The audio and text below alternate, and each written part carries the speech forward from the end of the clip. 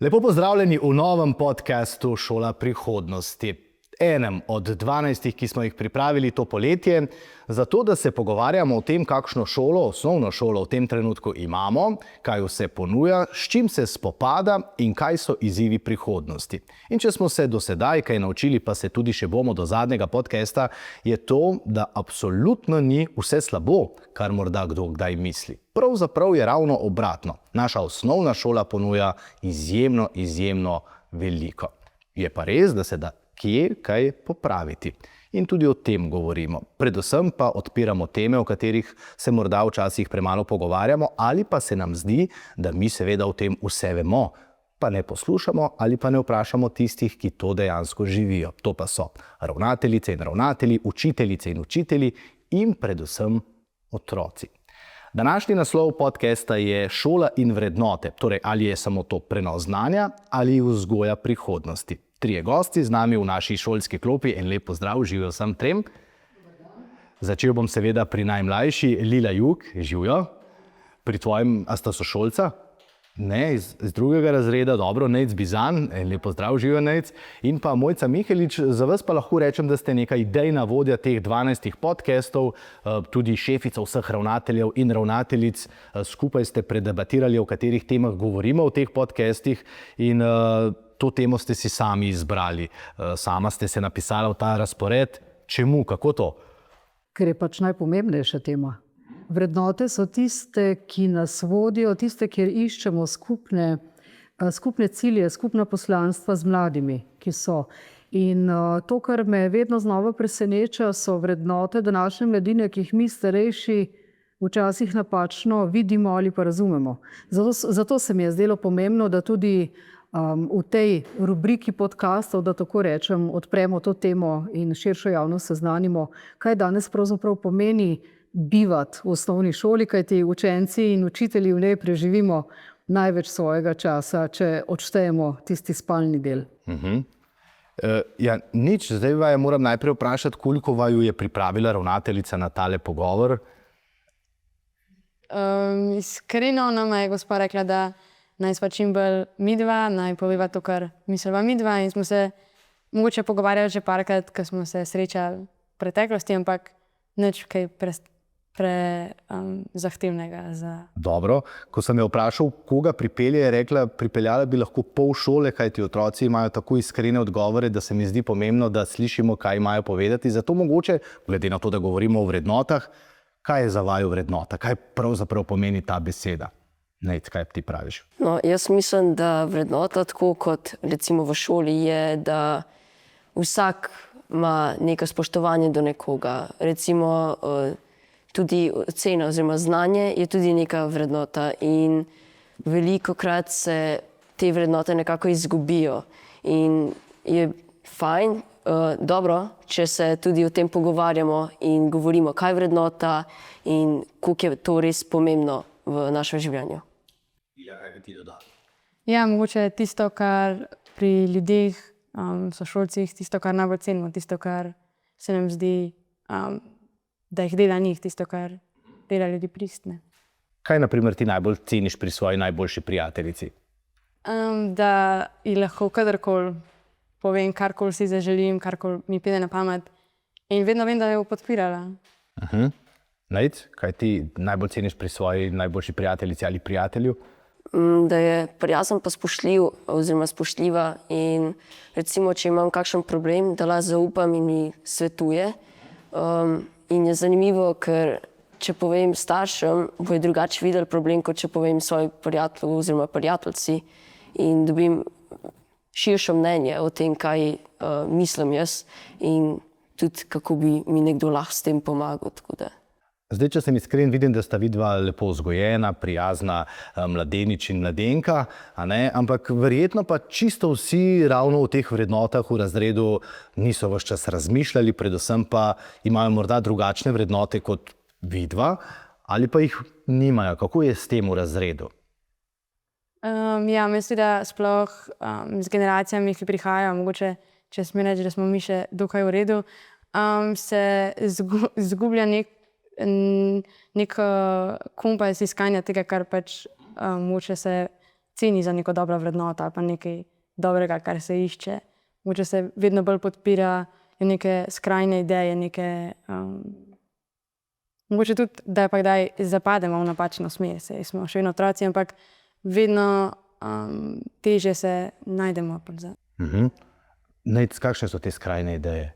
No, jaz mislim, recimo, kot spoštovanje učenca do učitelja je res neka pomembna vrednota, za katero je res je pomembna v šoli. In se mi zdi, da z leti oziroma tudi kar nekaj časa že opazim, da vedno več sošolcev ali pa prijateljev nekako nima več te vrednote ali pa se vrednota nekako izgublja v njih. Se pravi, so vedno bolj jezikavi do učiteljev ali pa kakšno takega dejanja. Ja, mogoče, če smem. Ja. Ja, na temi pri angleščini trenutno smo se malo obranujemo neke globalne težave, ki se jih sooča svet. In med njimi je en izmed sošolcev predstavljal tudi enega Andrewa Tatea, ne vem, če poznate, ki je tako zelo skrajno razmišljan proti ženskam, In smo imeli kar zanimivo debato in ker smo jo potem parkrat tudi mogoče kdaj kje druge zasledili pa omenili. In nekatere mnenja se res ne nagibajo mogoče k strpnosti ali pa k ničemu, kar naj bi mi v šoli gradili, nekaj, kar bi nas delali dobre ljudi. Ni pa to vse. Tako star še nisem, da ne bi vedel, kdo je Andrew Tate, da ne boste mislila. Gospa Mojca, nisem vas pozabil, seveda, ampak se mi je zdel ta uvod zelo pomemben, da morda najprej odpremo temo, kaj je vrednota za mlade. Več stvari je zanimivih. Ena je, ko pravi Lila, ja, zdaj vidim druge generacije, ampak zdi se mi, da smo to vsi govorili. Vi verjetno za mojo generacijo, sam govorim zdaj za Lilino generacijo, Lila pa že za mlajše govori, poglej te otroke, ki prihajajo, to je pa grozno, kaj takega pa še ni bilo in to je zapisal tudi grški filozof, na primer, ne? Tako da to je ena izmed hecnih stvari, ampak ja, mogoče na začetku, kakšne vrednote in norme pa danes, če sploh šola uči? Če zdaj govorim o naši šoli, imamo konkretno en tak konzervativen zapis, kar me včasih hecajo, da gojimo tradicionalne vrednote, pa jih imenujemo konzervativne, ker tudi to so. Oba, Nejc in Lila, sta jih kar lepo naštela, tako da ni treba ponavljati. Spoštovanje, solidarnost, empatija in podobne, kakorkoli. Pri čemer bi rada poudarila lepo, da učenci, da so vzgojeni, da je treba učitelje spoštovati. Jaz ob tem vedno poudarjam, da morajo biti enako tudi učitelji spoštljivi do učencev in čeprav smo tudi mi kdaj po človeško nestrpni ali pa kakorkoli drugače, se mi vendarle zdi pomembno, da smo odrasli vedno zgled. Kar se pa tiče tega, da so zdajšnje generacije grozne in čisto drugačne, je to zadeva, ki jo sama že zelo veliko let spremljam, ker sem že, ne bom zdaj ponovila, koliko let učiteljica. In vedno je bilo tako, da se otroci šele formirajo, ko so v osnovni šoli, zato sama trdim, kako zelo pomemben je ta naš prostor, ravno zato, ker oblikujemo tiste malčke, ki pridejo v šolo, v otroke, ki se šele učijo osnovnih socializacij in kasneje v mlade razmišljajoče.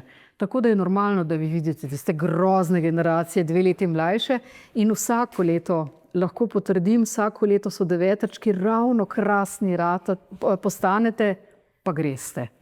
Tako da to je nekako normalno, kar je seveda povezano z vašim odraščanjem, z vašim vrednostnim sistemom, če se nazaj k temu vračam. In to, da imajo vaši sošolci skrajne ideje, skrajne razmišljanja, je povsem normalno in tudi to je ena od nalog šole, ne naše, na splošno javne osnovne šole, da vam mladim pomagamo v resnici postaviti te meje, zakaj je prav nekoga podpirati, pri drugem je pa treba razmišljati tudi širše, kakorkoli že.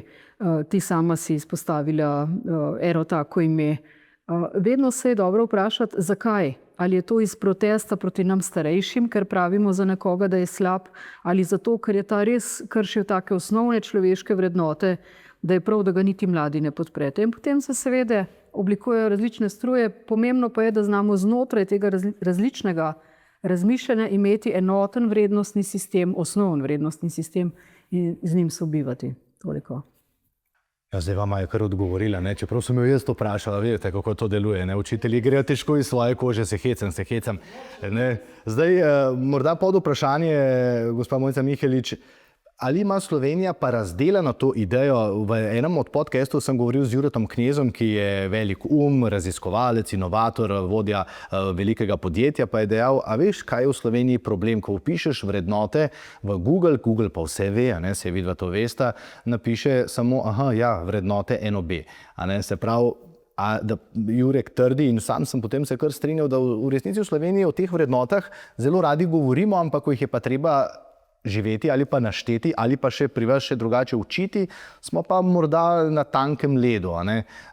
Dali smo lep naslov, dobro se bomo pogovarjali, to ne dvomim, vidim, da imam dobra govorca, ampak vseeno, a ne? Ali so osnovne šole v Sloveniji pa zavezane k temu, da so te vrednote del programa, da so te vrednote del učnega procesa, čeprav niso nikjer zapisane? V resnici so zapisane. Nekatere vrednote so, vsaka šola sama določi te osnovne vrednote in učenci jih obravnavajo na šolski skupnosti v okviru vzgojnega načrta. To potem predelamo tudi z učiteljskim zborom in starši. Tako da vrednote v resnici imamo zabeležene, jih recimo skupaj tudi živimo. Moram pa zares pohvaliti oba naša učenca, ker sta me presenetila. Sem pričakovala, da bosta bolj v zadregi, ko vaju je gospod Rebušak vprašal po vrednotah. Namreč mnogo let nazaj sem naredila test pri eni od svojih hčera, ko sem vprašala, pa mi povej, kaj je domovina. In je bila podobna iztočnica, tako da lepo prosim, ne vpraša zdaj tega naših učencev, ampak sem ponosna na vaju, da sta znala takoj razmišljati o vrednotah na podoben način, kot to delam sama, no? Tako da imamo poravnan ta vrednostni sistem. Ampak bom vzel eno stvar, ki ste tudi rekli, naprimer ta konzervativni del oziroma konzervativne vrednote. Našel sem v Franciji, naprimer, imajo republikanske vrednote, ki jih prav učijo v šoli, to so enakost, sekularnost, odgovornost, pa bom vseeno izkoristil, ne? Če vas zdaj vprašam domovina, ne zdaj kaj je domovina, ampak kako bi pa vidva videla to Slovenijo danes, kako se vam zdi naša država? Kakšni smo Slovenci, kakšni smo kot družba? Meni se zdi, da z leti se naš odnos do drugih, tudi do države, se zelo, kako naj rečem, negativno bolj upada. Zato, ker imamo veliko socialnih omrežij, vidimo neki, tam je pa boljš, potem pa se nam zdi, naša država je slaba, ljudje so čudni, pa to. In se mi zdi, da je res, da je lepa država, so dobri ljudje, tudi je veliko tolerance in vsega možnega, ampak ko se pa kdaj vprašamo, kaj je kaj, ali pa vprašamo nekoga drugega, je pa hitro dobimo različno mnenje in je to zelo zanimivo. Ja, hvala za ta iztočnico. Lila, bom kar nadaljeval, omenil je Nejca družbena omrežja in zdaj smo pri tistem spolskem terenu, a ne? Če te v šoli seveda nekaj naučijo ali pa vidiš oziroma slišiš, kaj bi bilo prav, če kdo tega ne počne, potem doma seveda oče in mama, a ne? Zdaj so pa tukaj še družbena omrežja. A lahko vse te pametne misli, ki jih mi starši izrečemo, pa učitelji, v resnici tekmujejo s tem, kar vidimo na TikToku, sem toliko star, da ga vseeno še poznam, a ne? Pa na WhatsAppu in tako naprej. Ja, mislim, da sploh mlajše generacije smo kar močno oziroma na nas kar močno vplivajo. Mogoče sploh v tem najstniškem obdobju se bomo velikokrat bolj ali pa prej zatekali k prijateljem ali pa družbenim omrežjem, v tem primeru kakor k samim staršem, in bo na svet, ko bo prišel z TikToka, pomenil veliko več mogoče, kakor na svet staršev. Čeprav bomo pa po tem, ko bomo naredili, vedeli, da je starš nam mogoče pa prav povedal, a ne. Kaj pa je vrednota ali pa kaj pa je zdaj najbolj popularna stvar na TikToku? V smislu... Ja, kaj pa tam prevlada, ne? Če se na primer v šoli vendarle pogovarjate o pametnih stvarih, ki jih potrebuje za življenje, se pravi o znanju, pa potem tudi kaj je prav in ne. Kaj pa na TikToku tisto, kar rečeš, wow, in potem vsi o tem klepetate? Mogoče o TikToku niti ne govorimo toliko kot o vrednotih ali pa tako, ampak mogoče si pa videl tega, ker tam je pa nova majčko, si videl pa tega, tam ima pa ful dober ples ali pa tam ima pa ful veliko sledilcev. No in zdaj sva pri vrednoti, a je imeti veliko sledilcev ali pa novo majčko ali pa biti zelo popularen in bogat, A je to med mladimi tudi ena izmed vrednot, v narekovaju, o kateri se pogovarjajo in rečete, pa saj to je fino, ne? Ker to je fino, ne? Sej to ne moramo reči, da ni. Ne? Ja, to se meni zdi, da opažam, da veliko ljudi hoče biti bolj popularen v razredu, ker misli, da če bo popularen ali pa če bo imel več pozornosti, da bo izgledal kul, pa da ga bojo ljudje nekako imeli, pač ga bojo spoštovali, pa ga imeli nekako radi. Se pravi, pač s tem mislim tudi, da se kdaj izpostavi preveč, pa lahko se tudi s tem moti pouk, samo zato, da bi ga nekdo rad imel neki, da bi ga rajš imel in da bi se počutil nekako bolj sprejetega v družbi. No in zdaj žogica, seveda vam, koliko časa ste že učiteljica, ravnateljica, del šolskega sistema?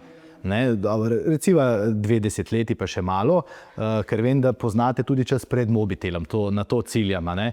Kako se torej danes šola v resnici lahko bori proti novemu učitelju, ki je mnogo bolj popularen, kratek, aktualen, atraktiven, barven? In ni učitelj. In ni učitelj, tako.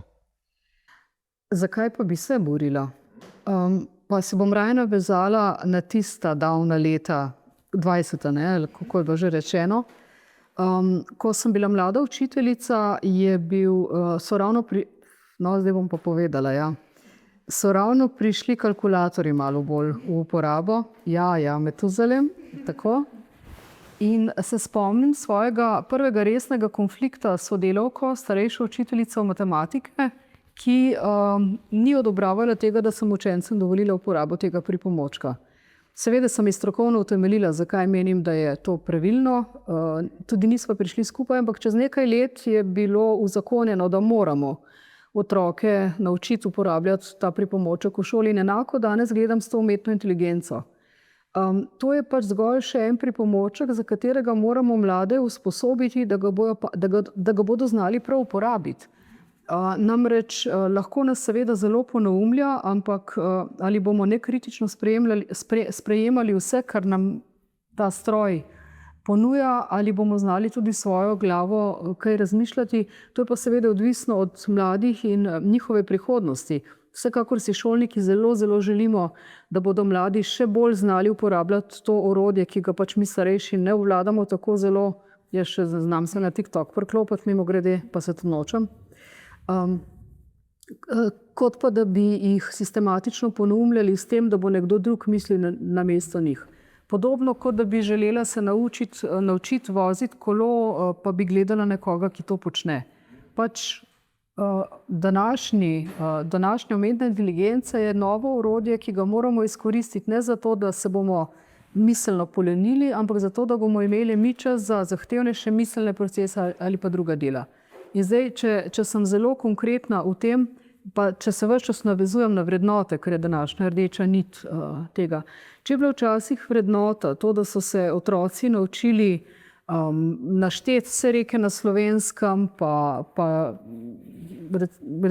še kakšne druge take zadeve, je danes večji poudarek na tem, da znajo sodelovalno delati. Mi še vedno sicer posameznike ocenjujemo, ampak pouk, vsaj upam, da je pri večini predmetov je velikokrat naravnan, če že ne v delo v skupini, ko nekaj skupaj ustvarjajo, je naravnan v to, da delata vsaj dva skupaj, da morda sošolca vprašam, če nečesa ne znam, ne takoj učitelja in podobno, ravno zato, ker je pač tak svet in tukaj gre spet za nov vrednostni sistem. Ni pomembno, kako dobra sem jaz, pomembno je, kako dobri smo mi. In to navajamo mlajše generacije, da zmorejo sodelovati, da se zmorejo znotraj tega spoštovati, tudi če sva zelo drugačna, tudi če različno razmišljava, je to edino pravilno. Na ta način lahko napredujemo. In bosta pa vidva povedala, ali ko se pogovarjata starši, ali je danes pouk drugačen, kot je bil takrat, ko so oni hodili. Zagotovo ne sedimo več v takih klopeh. Niso pa dosti drugačne, kakorkoli, ampak sicer. Ja, v Skandinaviji, Slovenci si želimo skandinavski model šole, ne, ta se nam zdi tak zelo zanimiv, čeprav smo v enem od podcastov ugotovili, da si danskega zagotovo ne želimo, ker je v danskem razredu kaos in potem ne, je pa to nekaj, česar pa mi ne razumemo, ampak naprimer v Skandinaviji pa učijo prav to, kar ste rekli, ne, sodelovanje, empatijo in to je zelo pomembno, ker so ugotovili, da je družba postala praktično individualistična in zdaj spet sta vidva na vrsti, a ne. Koliko sodelujete v razredu? Vem, da se učitelji mogoče vedno ful trudijo, da bi delali po skupinah, da bi tako, ampak na koncu se mi zdi, da je še vedno ena oseba tista, ki vleče pa mogoče vse ostale ven z tiste skupine. Tisto odličnjak, ki ima pa dobro oceno na koncu, da bo pa skupinsko dobro delali. In se mi, da se je sploh pri skupinskem delu izgubilo to skupinsko delo, ampak ja, mogoče se je sploh med učenci razširila ta miselnost, da je neka ocena, ki jo od tega odneseš, vredna veliko več, kot neko znanje, ki bi ga od tega samega odnesel. Nec, Kimaš, kaj to pomeni? Se strinjaš, tudi o tem smo govorili, da se zdaj ocene tiste, ki so najbolj važne, seveda, a ne? Ne, iskreno, sam mislim, da ocena tako kot ocena ni glih najboljša. Jaz mislim, da je boljš vrednota, ne ocena, ampak znanje.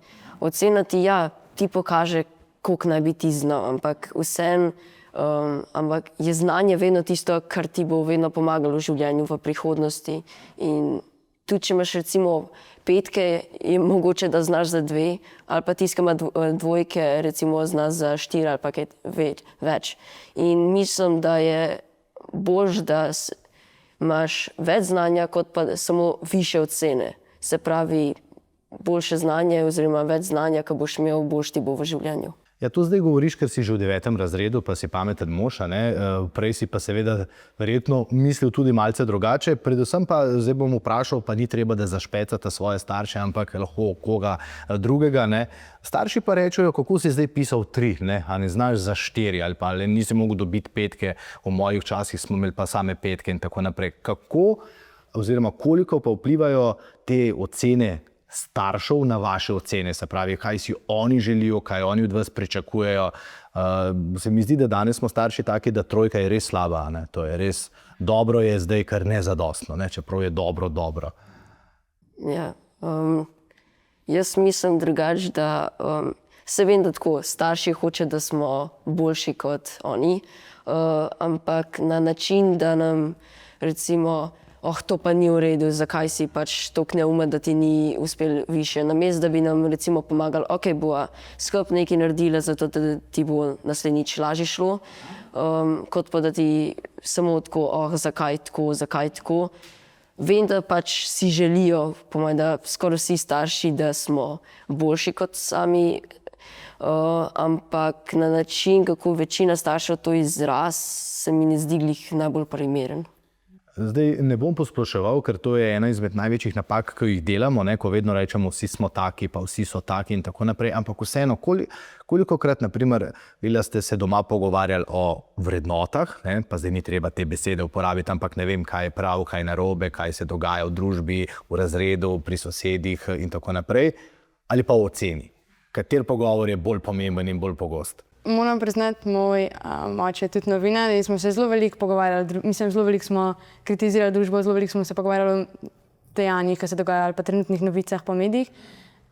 Iz mojega šolskega življenja pa moram priznati, da sta se vedno malo bolj izločila. Ne v smislu, da mi nista podpirala ali pa da mi nista pomagala, če sem pomoč potrebovala, ampak da sta mi vedno dala vedeti, da je šola pač nek odraz mojega dela. Da je pač 3, če sem se jaz potrudila, kljub temu, da mi mogoče ta predmet najbolj leži, če sem dala jaz vse, kar sem lahko, pač zame je dobra ocena.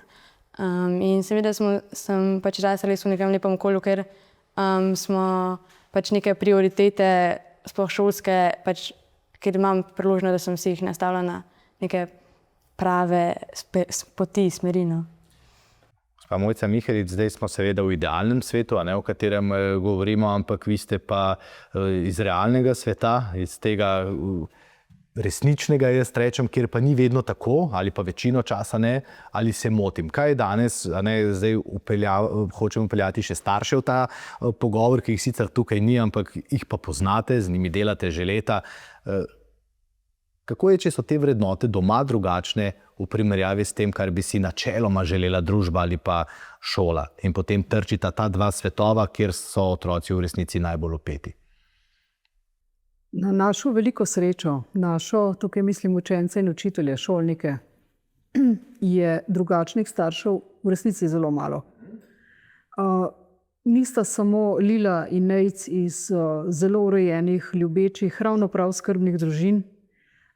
Mnogo je takih učencev, res zelo veliko. Morda bi tukaj prej še postavila Nejcu vprašanje, če smem. Ja, seveda, saj nismo določili vlog, čeprav sem jaz učitelj v tej učilnici, ampak v redu, naj bo, ja. Prej si rekel, da je narobe, ker starši včasih otroku samo rečejo, a nisi mogel več, a si toliko neumen ali nekaj takega si izrazil. Zakaj meniš, je to tako zelo narobe? Kaj je tisto, kar je pri tem najbolj narobe?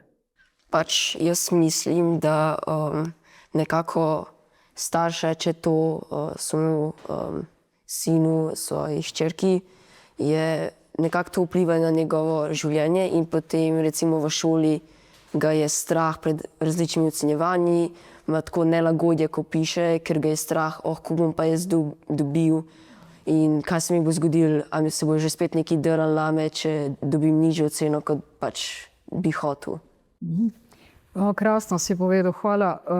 V resnici starši dajo otroku na ta način vedeti, da ga ne zanima on kot človek, ampak samo kakšne ocene pridobi, tako da je to ena reč. Druga, kar bi rada tukaj izpostavila, pa mladostnik, otrok, ki ima že tako ali tako težavo, ker najbrž ni ponosen, če je dobil dvojko, mu še starši sporočijo, da je neumen, nesposoben, len in vse ostalo, namesto da bi ga podprli, tako kot to naredijo vajni starši, kar sta tudi vmes povedala, na vsak način. Pa vendar, starši so, moram reči, da danes je več težav s hiperprotektivnimi starši oziroma starši, ki to niso, jih vedno imenujem. Prej si ti tako lepo rekla, oba sta pravzaprav to izrazila, prijateljici lahko vedno vse povem, od prijateljev dobim še drugo mnenje. To je čisto drugače, kot če vprašam starše. Seveda, kaj ti starši, mi odrasli svet vam postavljamo meje, rečemo, da tukaj ja, naprej pa ne. Medtem ko prijatelji vas pa spodbujajo v neumnostih, ki jih počnejo, in prav je tako tudi mora biti. Zato ves čas poudarjam, kako veliko škodo delajo svojim otrokom, ne nam, svojim otrokom, starši, ki so z njimi prijatelji. To, da imamo svoje otroke neskončno radi, je normalno, ampak moramo jih imeti radi kot starši in je to veliko, veliko teže kot biti prijatelj. Prijatelja lahko zamenjaš, staršev ne moreš zamenjati, to je ena reč. Torej, hiperprotektivni starši, ki svojim otrokom sporočajo, da so nesposobni. Ker če starši ves čas bedijo nad tem, kaj se z otrokom dogaja, pomeni ne zaupajo, da zmore otrok, mladostnik sam prevzeti svojo odgovornost, skrbeti za šolo, kot si rekla, peljati svoje stvari in biti samo zadaj, jaz temu vedno lepo rečem, suport, da podstavijo poštrček, da ne bi prehodil težko na ritko sedel otrok, ki pade.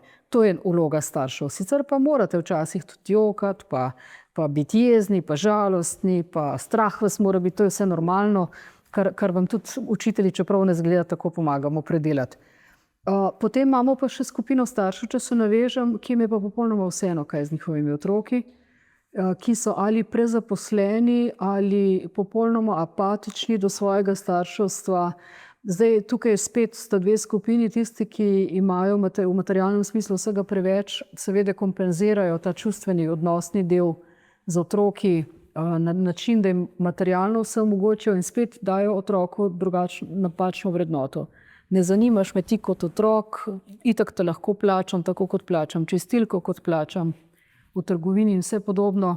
In spet imajo potem otroci težave, tudi zagotovo imate vi take v razredu ali pa vsaj v bližnji okolici od vaše sošolce, ki imajo težavo pri vzpostavljanju, zato ker pač gledajo skozi materialni svet in ne zmorejo. In starši so tisti, ki so jim to odcepili. Tako da še najmanj dela, najmanj slaba varianta so starši, ki jim je popolnoma vseeno, kaj se z otrokom dogaja, ker tam je pa šola tista, ki je potem korektiv, ki ne rabi starše držati stran, ki se ne rabi boriti z nasprotnimi vrednotami, ampak pač prevzamemo svoj del in pomagamo. O vrednotah, spoštovanju smo danes že veliko slišali. ravno zadnjič, ko sem šla z enega sestanka tukaj v mestu, stopi do mene en mladi mož, ki je, kako ne rečem, bil precej športnega videza, bom tako rekla. Me lepo prijazno pozdravi, veste, tako kot to vedno naredim, odzdravim, je rekel, se me ne spomnite, kaj ne? Sem rekla, ne, res ne. Kdo pa ste? Ja, sem bil vaš učenec, ne učenec, na naši šoli, 5-6 let nazaj. Sem rekla, kaj pa zdaj počnete? Nič, malo bluzim. Aha, okej.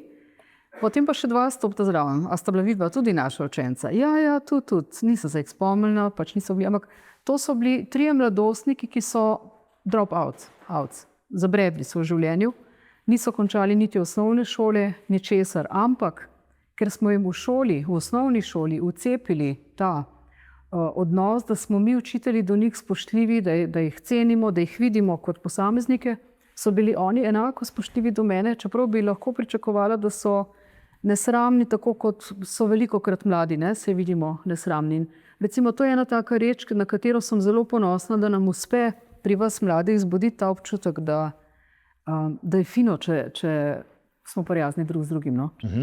A lahko nekaj vprašam, pa boste povsem direktno odgovorila. Ko kot družba komentiramo stanje v družbi, potem smo zelo hitro, to sta tudi Vida lepo povedala, kritični, češ pa to je vse slabo, poglejte mlade, ki se tako ali tako grdo obnašajo, ampak po drugi strani pa se mi zdi, da vendarle z njimi ni toliko narobe, kot si mi to radi domišljamo, in vse te napake, ki jih vidimo v družbi, so v resnici naše, otroci jih še niso zagrenili, še niso naredili. No? Kaj pa dol, ste se sami odgovorili? Ja, ni bilo tako mišljeno, ampak ja. Otroci so fantastični, otroci neumnosti, ki jih počnejo, jih morajo početi. Naloga nas odraslih je, da jim postavimo meje. In da pač poskrbimo, da če se bo bolj zaletel, bo bolj bolelo, če se bo pa malo manj zaletel, bo pa manj bolelo, ampak meja mora biti. Problem je v tem, da odrasli svet več ne razume teh meja in odnosa drug z drugim. Otroci, mladina, mladostniki so fantastični. In pač, kadar nam žrete živce, takrat jih žremo še mi vam, Tako.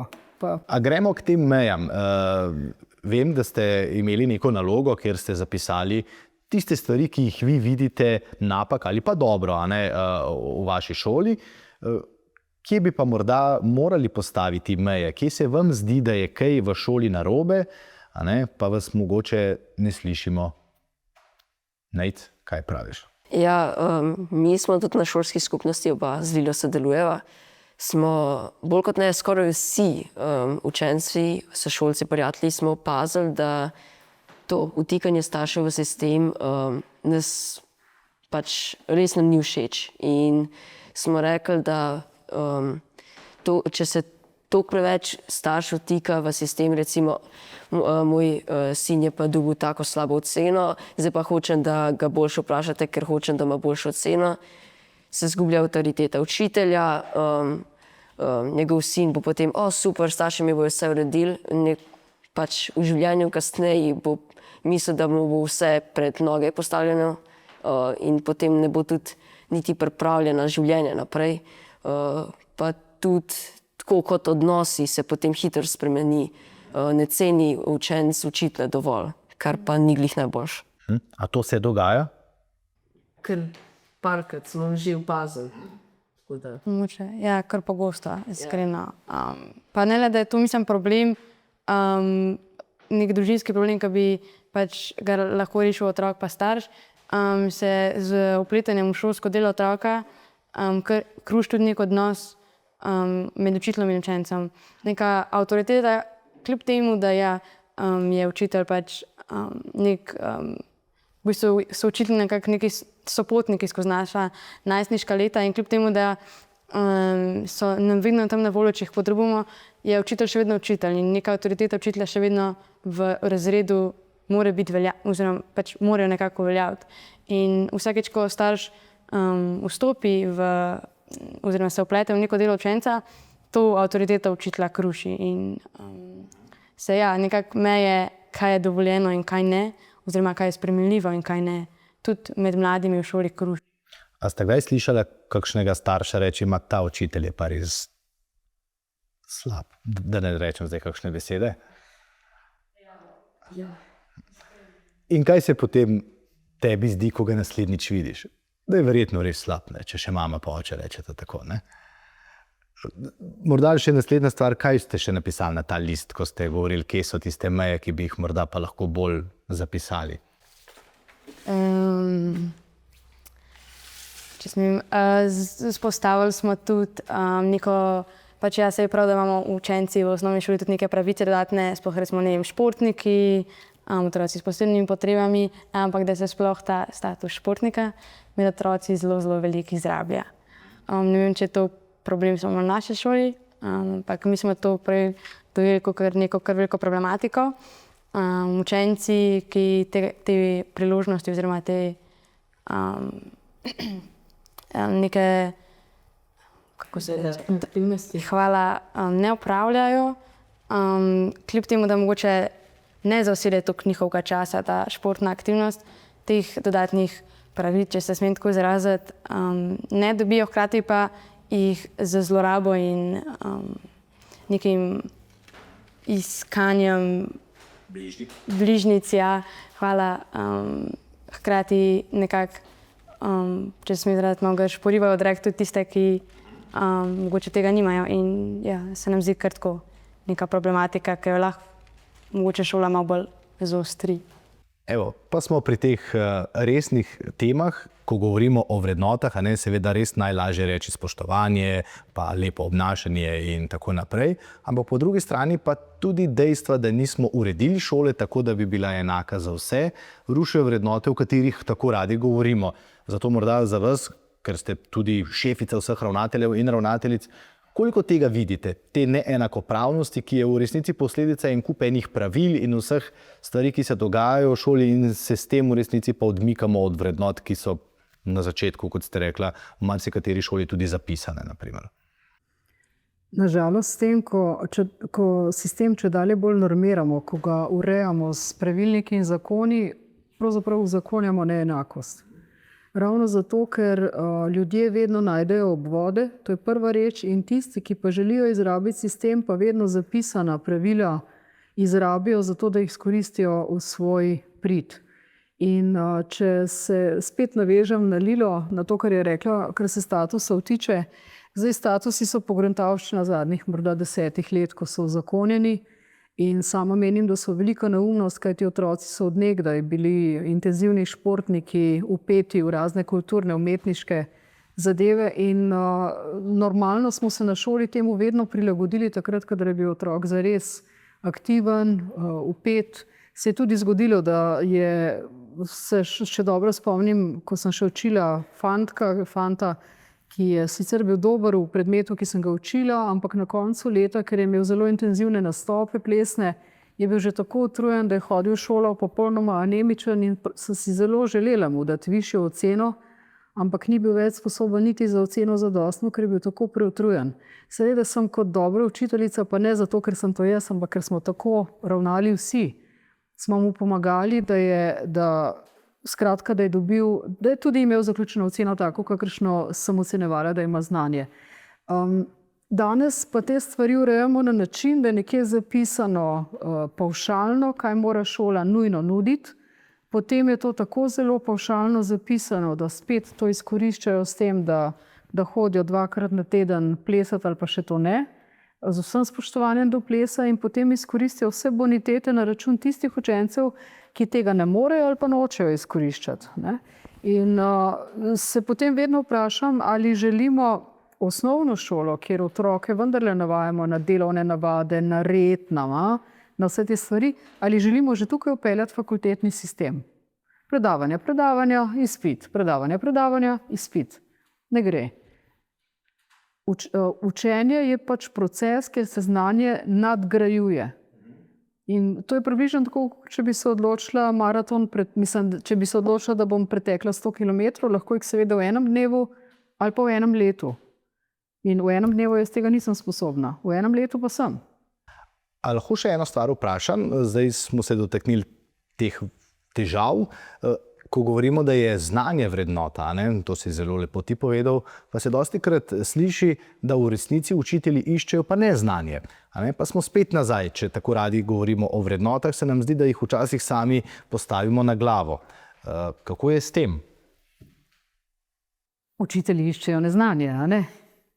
In res je, da ga iščejo, ker imamo spet v enem od fantastičnih pravilnikov, ta je moj najljubši, imamo zapisano, da moramo učitelji najprej podati snov oziroma jo z vami usvojiti, potem preveriti, če jo znate večina dovolj, če ni, preveriti, ponavljati in šele potem lahko ocenimo. In seveda v tem procesu ponavljanja, utrjevanja, preverjanja znanja iščemo, česa še ne znate. Tako da je to resnica.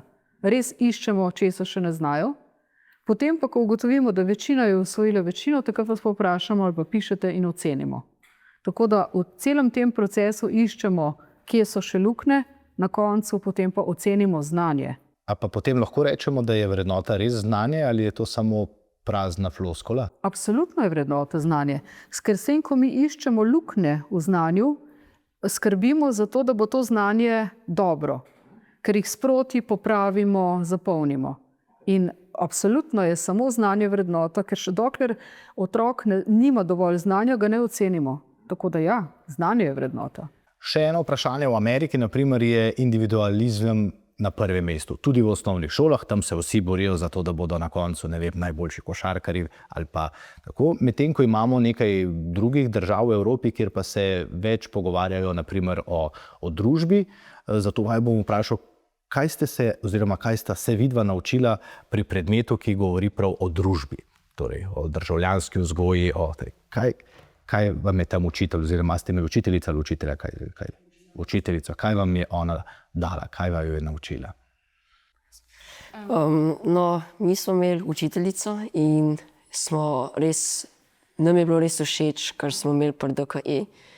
In je bilo veliko tega, spoštovanja med seboj, pravice, ampak tudi pri pravice smo tudi govorili o dolžnosti. Se pravi, če ne opravljaš dovolj dolžnosti, ni glih najboljše, če imaš preveč pravic.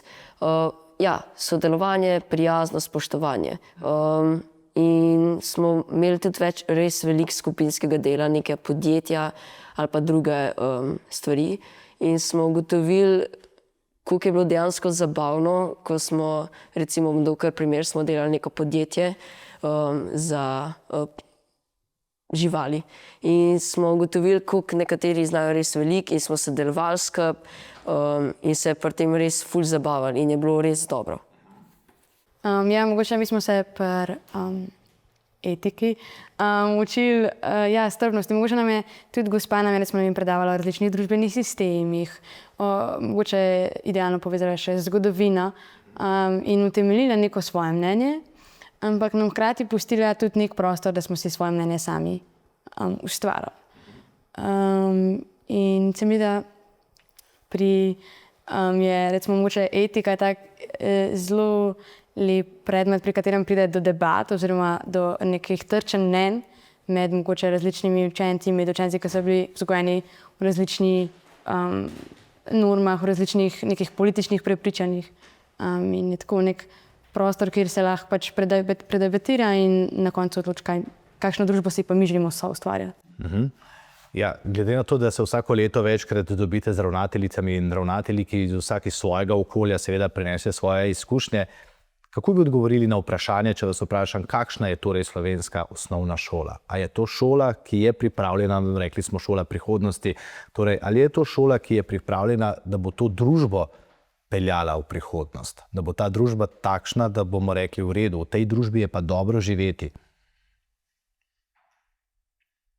K temu lahko prispevamo samo vsi skupaj, kakorkoli, mladi, stari in vsi vmes.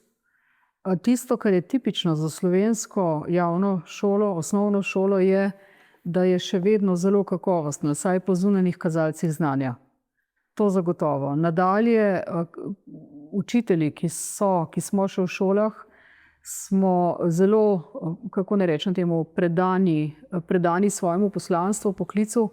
Hodimo ne v službo, ampak hodimo učiti, poučevati, voditi v šolo.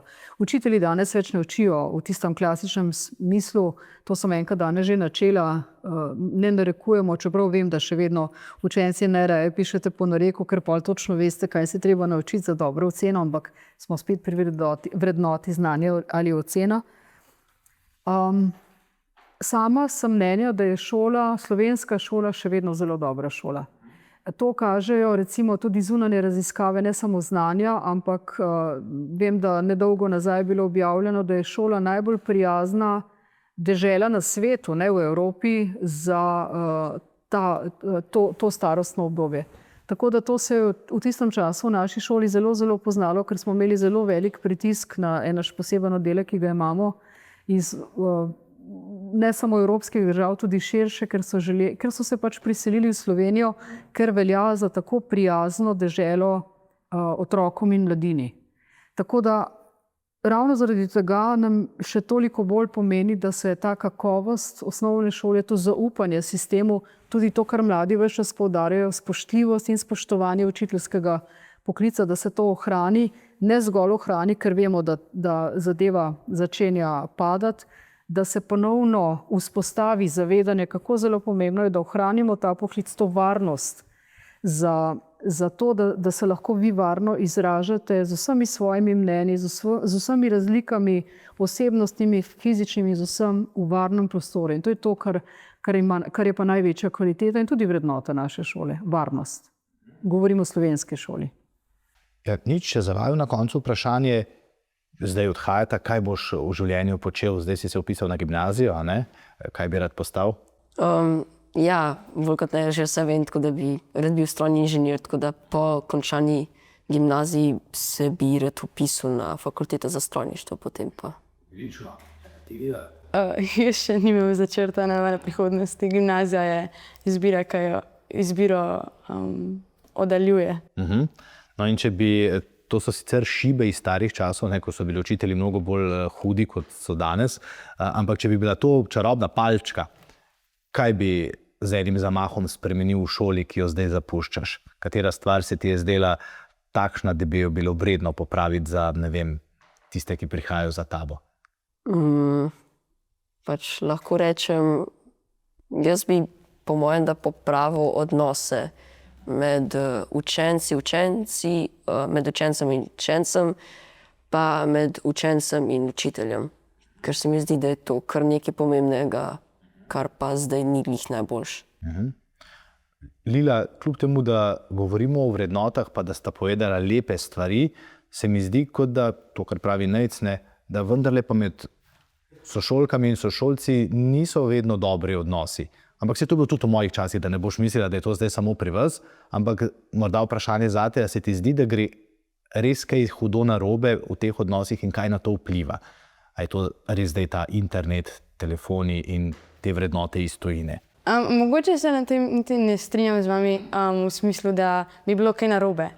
Mislim, da je pač vedno prav, da smo v najstništvu, da pač so neka trajna meja, da nismo vsi najboljši prijatelji z vsemi. In na tej mogoče točki v življenju, kjer smo, je prav, da nismo z vsemi prijatelji in da se neki odnosi tudi trajajo. Kar pa je, mogoče je res, da je mogoče malo manj strpnosti med različnimi mnenji. Ni pa problem v tem, da bi mogoče, vsaj moje mnenje, da ni problem v tem, da bi bili različni pa drugačni, pa da se ne bi strinjali v ničem. Hvala, da si me popravila. Na začetku sem rekel, da to velja, ker je to seveda debata in res tudi sam se učim, da v vseh teh 12 podcastih, ki jih snemam, da so neke zakoreninjene ideje, ki jih imamo zunaj opazovalci, pač napačne. In to največkrat potrjujete prav otroci, ki hodite v šolo. Zaključno besedo bom dal pa vam, gospa ravnateljica, šefica vseh ravnateljev in ravnateljic, če bi pa vi zdaj v roke dobili eno tole čarobno paličico in bi morali pripraviti našo šolo na šolo prihodnosti, za katero sicer ne vemo, kakšna bo, a ne si jo pa morda lahko predstavljamo, kaj pa je tisto, o čemer se moramo pogovarjati in v resnici tudi kaj spremeniti, da ne bomo samo govorili. Ta predlog sem že pred časom dala na Zavodu za šolstvo, naj naredijo projekt, kjer bodo izbrali 5 šol, ki bojo oblikovale oddelke, seveda s soglasjem staršev, kjer bo šola delala čisto po svoje. Brez nadzora, brez pravilnikov, brez učnih načrtov, brez. Povedala sem, da bi jaz takoj v takem razredu, v takem oddelku tudi sama rada učila. Pri čemer bi pa seveda edino, kar bi se zavezali, da bomo torej šli do istih standardov znanja kot v sicer rednih oddelkih. In to bi bila moja čarobna paličica. Vrnimo šolo šoli in šolnikom. To tudi učenci ves čas poudarjajo, da jih moti, ko starši posegajo v naše delo. Ko včasih popolni laiki presojajo o tem, ali delamo prav, ali delamo narobe. Meni se zdi prav, da je družba informirana o tem, kaj počnemo, ampak toliko poseganja v naš, jaz temu rečem, svet prostor, kot je danes, tega pa v vsej moji dolgi karieri ni bilo. In včasih je treba imeti kar fejst mišice, da se ta laična javnost pusti izven naših svetih prostorov, kjer je prostor samo za učence in tiste, ki delamo v šoli. In tako bi moralo biti. To bi bila moja želja s čarobno paličico. Hvala vsem trem, šolska ura se je končala. Je trda klop? Saj zdaj greste v gimnazijo, tam bo vse drugače. Hvala lepa vsem za dobra mnenja, dobre poglede. Prijetne učence ste pripeljali v tole šolo, tako da hvala. Vam pa hvala lepa, ker ste bili z nami. To je bil eden od 12 podcastov, torej govorili smo o šoli prihodnosti in o vrednotah. Vem, morda si bo kdo rekel, pa kaj pa je to pomembno, ampak če boste, oziroma če ste tole dobro poslušali, ste ugotovili, da je to v resnici temelj, potem pa pride še znanje oziroma predaja le tega. Hvala, ker ste bili z nami in se vidimo naslednjič.